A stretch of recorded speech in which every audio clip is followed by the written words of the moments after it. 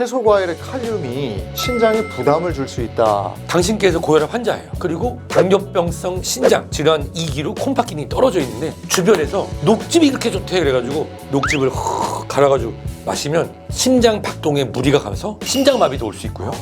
콩팥에 과도한 칼륨이 몰리면서 여가 기능에 문제가 생길 수 있기 때문에 과다한 섭취를 하는 경우에는 주의가 필요합니다.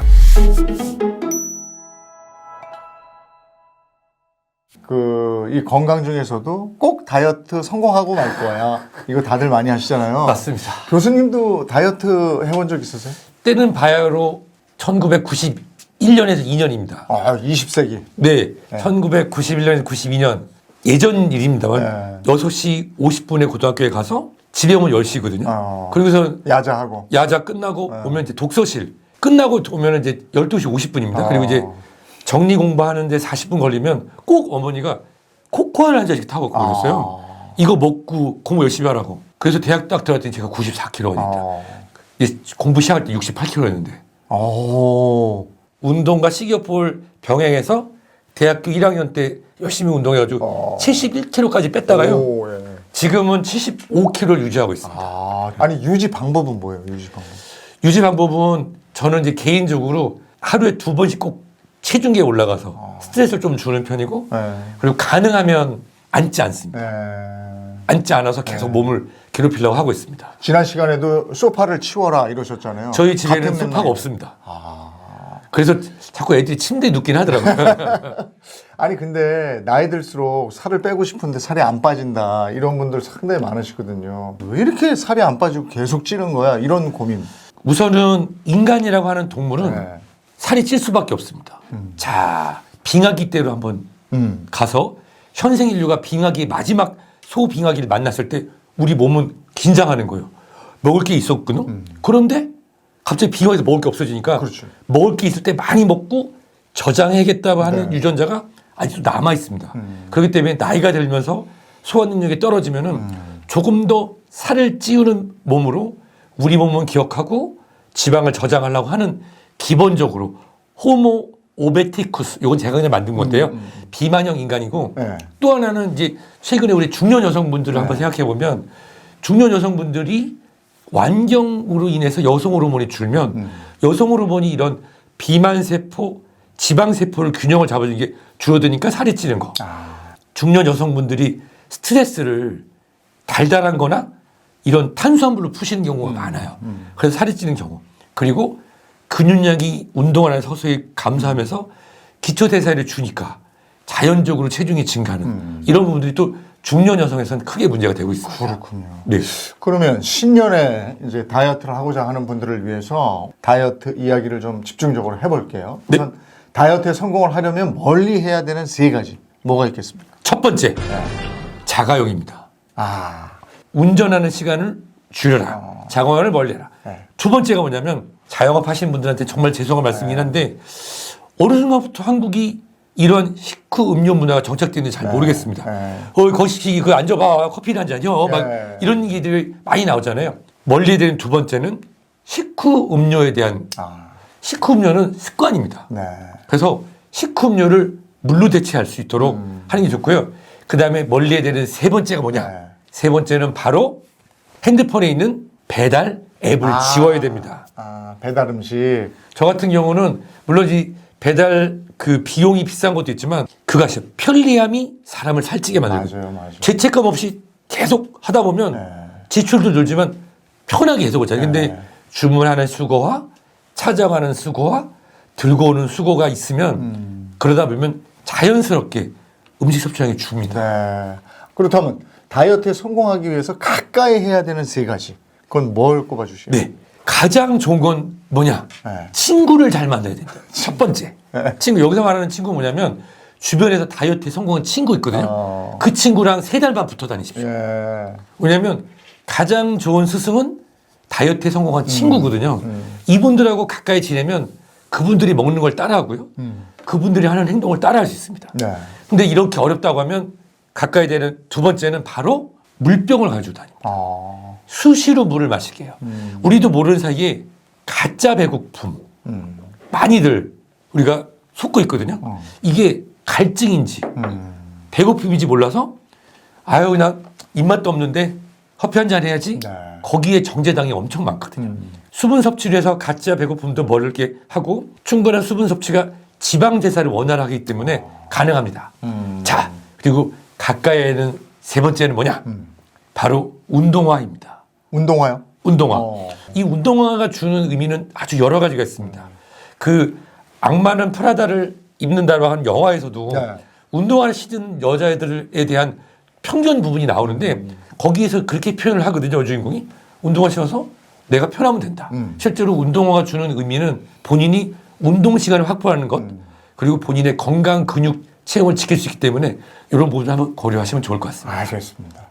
근데 요즘에 이제 채소 과일로 식사하는 사람들 많고 그런 얘기도 많이 듣습니다. 그러다 보니까 간편하게 주스로 채소 과일을 먹는 분들도 많이 있고 뭐 ABC 주스라든지 CCA 주스 뭐 이런 건데 이런 주스로 살도 빼고 건강을 잡고 이럴 수 있습니까? 사실 이 부분은 오해가 있을 수가 있습니다. 대한민국에 처음에 이 F, 비트, 캐럿, ABC 주스라고 하는 사과, 비트, 당근 주스를 처음 정리해서 책으로 만든 사람이 부끄럽습니다면 접니다. 제가 그걸 맨 처음에 했는데 주스가 갖는 정의가 중요한데요. 이것이 주스 상태로 해서 소흡수가 빨리 먹게 되면 혈당이 올라갑니다. 그래서 실제로 이 우리가 착즙이나 이런 것이 아니라 이런 야채들이 저작 운동이 어려우신 분들의 대체 또는 죽처럼 만들어서 떠서 씹어 먹는 상태라고 하면은 실질적으로 우리가 많은 양의 미네랄과 단백질 그리고 거기 있는 미세 원소, 비타민을 섭취할 수 있으니까 도움이 되죠. 예. 하지만 당뇨 환자분들, 이상지질혈증, 고지혈증, 갑상선 기능 저하증 등의 만성 질환자 분들이 이러한 잘못된 정보로 ABC 주스라든지 CCA 주스라든지 착습 주스를 잘못 드시게 되면은 오히려 혈당 조절도 안 되고 살이 찔 수 있어서 이 부분은 주치 선생님하고 꼭 확인이 필요합니다. 그래서 보통은 제가 이제 설명드릴 때 이렇게 말씀드렸어요. 비트가 먹으면 속 쓰리는 분들이 있거든요. 그러면 비트를 바꾸면 되죠. C는 캐럿인데 그거를 캐비지, 양배추로 바꾸면 되고 네. 비트 B를 바나나로 바꾸면 돼요. 이런 식으로 해서 조금씩 변형하는데 저 같은 경우는 사과 보통 4분의 1, 그 다음에 양배추를 최대한 많이, 그 다음에 당근 조금, 왜냐면 당근도 실제로 삶아서 넣으면은 괜찮은데 생으로 먹으면 혈당이 올라갈 수 있거든요. 그래서 삶은 당근에 생야채로 양배추, 사과 조금 해가지고 대충 갈아서 죽처럼 요즘은 한 달에 한 3번 정도 먹는 것 같습니다. 알겠습니다. 그런데 우리가 채소 과일 얘기하다 보면 많은 분들이 문의가 있어요. 공통적인 질문이 몇 가지가 있어서 저희가 좀 정리를 해서 대신 한번 여쭤보겠습니다. 먼저 당뇨가 있는데 네. 과일을 먹어도 되나요? 이러셨어요. 정답은 드셔도 됩니다. O입니다. 예. 그런데 당뇨가 있는 분들은 과일의 섭취 양을 조절하는 게 중요합니다. 예를 들어 볼까요? 사과를 드시는데 당뇨가 없는 분이라면 하루에 한두 개 정도 드셔도 상관없죠. 하지만 당뇨가 있는 경우라고 하면 사과를 반 개, 껍질째, 껍질째. 식사 전에. 예. 그런데 예를 들어서 저는 수박을 먹고 싶습니다. 그러면 네. 수박은 당지수 GI라는 게 높은 편이거든요. 네. 그래서 그런 것들은 식전 과일로 한 조각 정도는 괜찮지만 식후 과일로 드시게 되면은 식후 혈당이 급격히 올리 있어서 피하는 게 좋습니다. 즉 즐기실 수 있지만 본인의 혈당에 맞춰서 양을 조절해서 언제 식전에 드시는 거는 괜찮습니다. 자, 다음은 고혈압이 있는데 과일을 먹어도 되나요? 정답은 O입니다. 사실은 이 과일이라고 하는 표현을 제가 쓰는데 껍질채라는 표현을 씁니다. 이 과일의 과육, 즉 갈아먹는 게 아니라 과육체, 씹어먹는 경우라고 하면은 혈당도 천천히 올리지만 그 안에 칼륨, K가 풍부하게 들어있거든요. 이런 칼륨 등의 섭취 등이 신장에서의 나트륨 배설을 도와주고 또 실제로 혈관 건강을 지켜주는 데 도움이 되기 때문에 사과를 뭐 하루에 5개씩 먹고 꽃감을 앉은 자리에서 3개씩 까먹고 그러시면 안 되고요. 본인의 혈압의 조절 범위 내에서 섭취량은 드실 수 있습니다. 칼륨 부분 지금 잠깐 언급해 주셨는데 채소 과일의 칼륨이 신장에 부담을 줄 수 있다. 이 질문도 들어와 있는데요. 맞습니다. 자, 당신께서 고혈압 환자예요. 네. 그리고 당뇨병성 신장 질환 2기로 콩팥 기능이 떨어져 있는데 주변에서 아이고 김 사장 녹즙이 그렇게 좋대 그래가지고 녹즙을 갈아가지고 마시면 이 녹즙 안에 들어있는 녹색 녹황색 체조 안에 있는 칼륨이 급격하게 혈중 농도가 올라갑니다. 그러면 심장 박동에 무리가 가면서 심한 경우에는 심장마비도 올 수 있고요. 또 콩팥에 과도한 칼륨이 몰리면서 신장에서의 이런 필터레이션, 여과 기능에 문제가 생길 수 있기 때문에 씹어 드셔야지 이거를 과다한 섭취를 하는 경우에는 심장에 박동에 이상이 올 수 있어서 주의가 필요합니다. 알겠습니다. 당근 얘기입니다. 당근은 익혀서 먹는 것이 좋은가요? 생으로 먹는 것이 좋은가요? 이러셨네요. 저는 당뇨 환자분들 같은 경우는 당근을 살짝 익혀서 드시는 게 좋습니다. 그 이유는 이게 살짝 익힌 경우에는 소화흡수도 좋을 뿐만 아니라 당이 서서히 올라갑니다. 그런데 이거를 날로 먹잖아요. 네. 그럼 오히려 더 당이 빨리 올라갑니다. 그리고 생으로 먹는 게 좋은 이유는 섬유소가 많이 들어있으니까. 네. 그래서 저는 당뇨 환자분들은 가볍게 쪄서 적당량 드시면 좋고요. 일반인 같은 경우는 생으로 드시는 게 좋습니다. 단 쌈장에 찍어 먹는 건 반대입니다. 그냥. 예. 지금 쌈장 생각하셨죠? 쌈장은 안 됩니다. 네. 알겠습니다. 주스를 마시고 나니 설사 증상이 나타납니다. 중단해야 될까요? 네, 맞습니다. 중단하시는 게 맞고요. 그 이유로 뭐냐면 우리가 일반적으로 판매되는 주스, 네. 우리가 편의점이나 아니면 마트 등에서 하는 경우에는 다양한 인체 실험, 안정성을 다 거쳤기 때문에 그걸 드셔서 장내 삼투압 환경이 변이하는 경우는 거의 없습니다. 그런데 집에서 이런 주스를 만들어 드시는 분들이 욕심이 나요. 샐러리도 넣어볼까?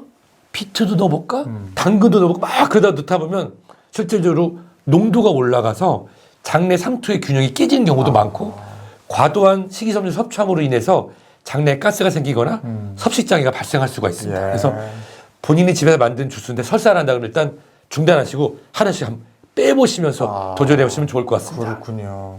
그럼 이렇게 주스를 마신 다음에 일반식은 그대로 하는 건가요? 아니면 일반식 또 확 줄이나요? 핵심을 물어보셨어요. 네. 자, 저는 65세 넘어가시는 젊은 형님들, 누님들한테 이렇게 말씀드려요. 더 먹으려고 하지 말고 빼십시오.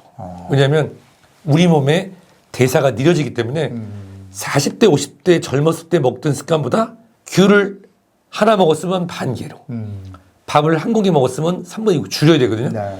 근데 이제 주스를 실제로 보면 65세 이상 형님, 누님들 같은 경우에 건강을 챙기기 위해서 부족한 비타민, 미네랄, 섬유소 이런 것들 채우기 위해서 이제 과체류로 드시는 분들이 있거든요. 그러면 거기에 칼로리가 있죠.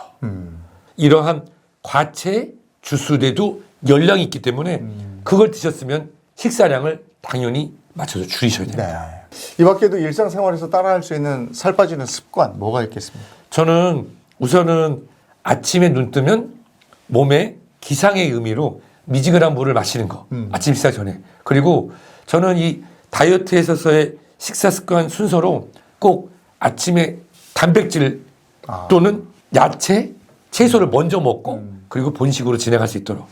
그리고 저희 애들은 아니 아빠 아는 사람 중에 혹시 사과 동장 하는 사람 있어?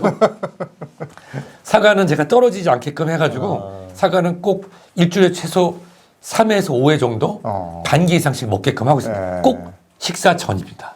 아침에 꼭 단백질 섭취로 제일 좋은 거 8분 삶은 달걀을 제가 미리 좀 삶아놔서 이제 고등학생, 중학생 이제 들고 가거나 아니면 먹고. 근데 좀 여유가 있을 때는 제가 이제 저온으로 해서 이지 커버라고 2분 동안만 살짝 한 다음에 뚜껑을 닫아 놓으면 위에가 하얗게 덮치거든요. 노른자 살아있고 그거를 애들한테 먹입니다. 셀코TV 탐나는 일상, 오늘은 건강도 찾고 날씬해지는 비법을 순천해안대학교 서울병원 가정의학과 유병욱 교수님과 얘기 나눠봤습니다. 오늘 함께해 주셔서 고맙습니다. 네, 감사합니다.